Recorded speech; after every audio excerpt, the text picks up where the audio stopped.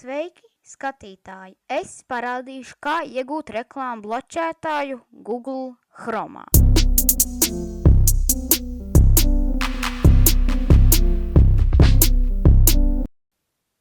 Pirmie soļi būs šādi. Pirmais solis – atveriet Google Chrome. Otrais solis – rakstiet Chrome Web Store. Nākamais solis – spiediet uz Chrome Web Store ikonas.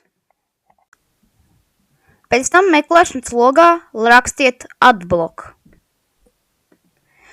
Tagad esmu ierakstīts Adblock un jums jāizvēlas lūk šis te reklāmu bloķētājs. Pēc tam spiediet pievienot Chrome. Pēc paplašinājuma instalēšanas nospiediet uz puzles ikonas un spiediet piespraušanas pogu. Tāda bija reklāmu bloķētāja iestatīšanas instrukcija. Ceru, ka šis video tev patika un tiekamies citos video. Atā!